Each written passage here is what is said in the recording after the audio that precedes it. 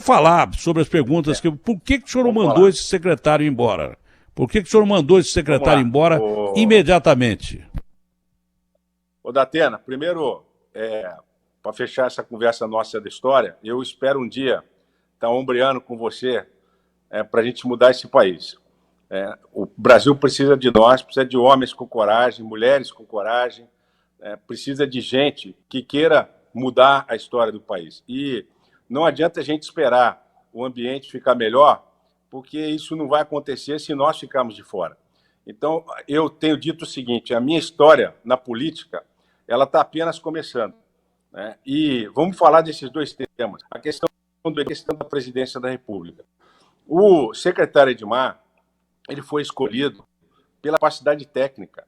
Ele tinha sido, inclusive, por esses deputados que agora estão aí falando mal da gestão da saúde, mas ele foi condecorado com a medalha Tiradentes na Assembleia Legislativa. Ele era querido por todos. E todos achavam ele um grande profissional, porque ele fez realmente um grande trabalho no Hospital Universitário Pedro Ernesto.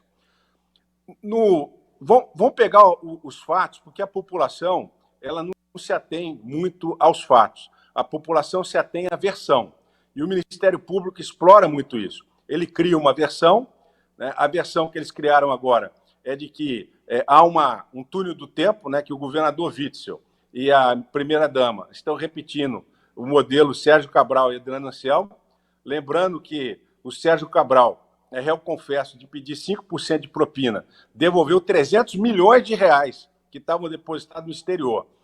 O que já fizeram em relação à investigação sobre mim, não acharam um centavo. Estão falando que a minha mulher passou para a minha conta 74 mil reais de honorários que ela recebeu. Isso simplesmente chega a ser ridículo. Mas, enfim, nós vamos trabalhar isso lá no Superior Tribunal de Justiça, porque até agora eu não tive condições de falar. Mas não é falar, é mostrar documento, é argumentação jurídica, porque lá é um tribunal técnico. O que foi feito até o presente momento foi um lixamento moral, uma versão do Ministério Público unilateral que está usando politicamente a instituição. A instituição está aparelhada hoje, né, pela máquina bolsonarista para justificar a fala do presidente de que os governadores aproveitaram a pandemia para roubar e para destruir emprego. Ele cooptou a instituição, infelizmente, é uma realidade que está sendo enfrentada. Se tivesse escolhido uma lista tríplice de 3 nomes indicados, como sempre a tradição tem sido respeitada, isso talvez não estivesse acontecendo. E lá no STJ, existem vários subprocuradores gerais que trabalham no STJ, né? E foi escolhida uma subprocuradora, que é a doutora Lindora. Essa escolha contraria princípios constitucionais, que é o chamado princípio do promotor natural. Você não pode escolher um promotor para processar alguém. Isso tem que ser distribuído entre vários promotores, a fim de que se evite, né, que um promotor seja escolhido, um juiz seja escolhido. E isso no STJ não está acontecendo. E isso é que eu venho reclamando. Primeiro, de não ter sido escolhido um procurador da República por uma lista tríplice. A escolha foi pessoal, foi na conversa. Né? Isso não é bom para a democracia. E outro lado, você escolher um procurador da República, no caso, uma procuradora da República, e dar orientação a ela para assim, ó, pega todos os processos dos governadores, dá celeridade, uma celeridade que não está respeitando o amplo direito de defesa e o contraditório, e eu fui apenas o primeiro alvo. Depois veio o governador do meu partido do Amazonas, que é o governador Wilson Lima, depois veio o governador Helder Barbalho, e depois veio o governador de Santa Catarina, Moisés. Agora, até então, veja bem, eu sou jurista, fui juiz, sou da área do direito, e eu respeito, né, o princípio da inocência. O Edmar Santos várias vezes conversou comigo, o secretário, durante a pandemia. Veja, eu decretei no dia 13 de março o isolamento social. Eu fui o primeiro governador a decretar o isolamento social. O Dória ligou para mim, preocupado, porque estava fechando shopping, estava realmente fazendo isolamento social, que foi de maior extensão no Brasil, no dia 13 de março.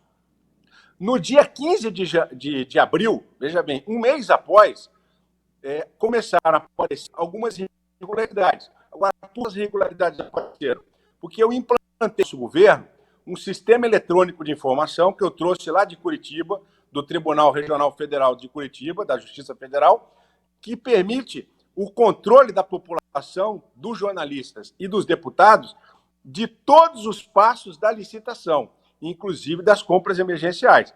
Um deputado aqui do Rio de Janeiro começou a fazer um escarcéu e, realmente, ali havia inconsistências naquela contratação emergencial. Isso no início do mês de abril.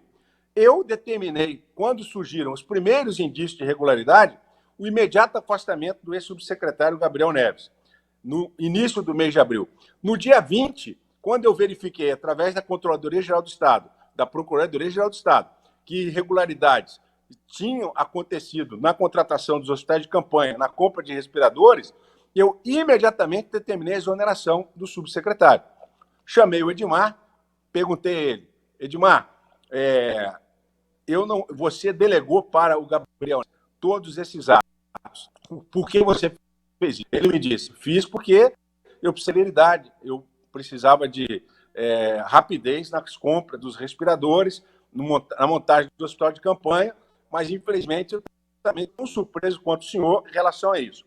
Eu falei, Edmar, eu não quero perder o teu conhecimento profissional. Né? Você tem sido um profissional, junto com a equipe de notáveis, que tem ajudado a dar as decisões desde o início de março. Nós estamos falando isso no dia 15, mais ou menos, no dia 17 de abril, um mês. Eu falei, quero colocar você numa secretaria só para cuidar do planejamento do Covid. Vou tirar você da gestão diante desses fatos que estão acontecendo. Vou tirar você dessa gestão para poder colocar um outro secretário. Devia tirar ele do governo, devia tirar ele do governo. Devia tirar ele do governo, porque havia evidências que... Eu sei, o princípio da inocência tem que ser estabelecido, mas o cara roubou, no mínimo, 10 bilhões e foi dedo duro em relação ao senhor. O senhor devia ter metido um pé nele. Esse é o grande detalhe. Eu respeito o princípio da inocência, mas havia muitas evidências de corrupção na Secretaria da Saúde. Eu acho que o senhor errou. Esse é o meu ponto de vista. Mas não tinha, mas o cara que foi pego com 10 bilhões estava roubando muito, pô. Não, mas ele foi e ainda foi lá te dedurar. Devia ter tirado ele do governo. Mas, ô Datena, ele foi pego com 10 milhões depois que ele saiu do governo. Quando ele... Eu sei, mas é porque havia evidências demais contra ele. Havia evidências demais contra ele, mas muita evidência. Estava muito claro. Para mim não havia. Um cara da secretaria que acho que veio da secretaria do Cabral, foi preso, não lembro o nome do cara, tanto nome que eu não lembro, que fazia parte da secretaria dele. Você acha que o secretário não sabia o que o cara estava fazendo lá embaixo? Claro que sabia. Sim, mas veja bem, nós estamos falando no período de 30 dias em que eu tinha que tomar você está falando decisões. cronologicamente, eu estou dizendo intuitivamente que se tinha alguém roubando debaixo do nariz dele, havia uma grande probabilidade desse cara ser conivente. Eu também preservo o princípio da inocência. Não, eu preservo o princípio da inocência. Mas ao invés de dar cargo para ele em outro lugar, você devia ter afastado o cara. E ele provou-se um baita de um dedo duro que você ajudou o cara, ele te ferrou. Não. Esse é o grande detalhe. Não, olha só, vamos contextualizar um pouquinho, Datena. Peraí. Você não está arrependido do que você fez com ele? Você não está arrependido? O senhor não está arrependido do que o senhor fez com ele? Olha só, deixa eu só te... Não, pode dizer a verdade. O senhor é um cara transparente. O senhor não está arrependido de ter botado esse cara debaixo das asas? Eu não tinha como prever que ele era ladrão. Deixa eu só te dizer uma coisa importante para esclarecer para a população. Tem um velho ditado que diz que gambá cheira gambá. Se tinha gambá na secretaria dele metendo a mão, e desde a época do Cabral, esse cara tinha que ser gambá também. Eu parto desse princípio. É coisa muito simples. Datena, olha só, não é fácil você governar um estado como o Rio de Janeiro. Eu sei. Que tem, né, no momento da pandemia, veja, nós estávamos no momento da pandemia, todo mundo fechado dentro de casa, né, eu trocar o secretário de saúde, perder conhecimento técnico naquele momento, né, em que a gente estava tendo problema com o hospital de campanha, estávamos tendo problema com leitos de CTI. Então, são decisões que você tem no meio de uma guerra. Nós estávamos numa presidente da República, né, negacionista, deputados aqui da Assembleia Legislativa fazendo carreata nas ruas para abrir o comércio, colocando a população contra o governador, dando trabalho para a polícia. Então nós estamos falando de 30 dias que foi um verdadeiro inferno no Rio de Janeiro.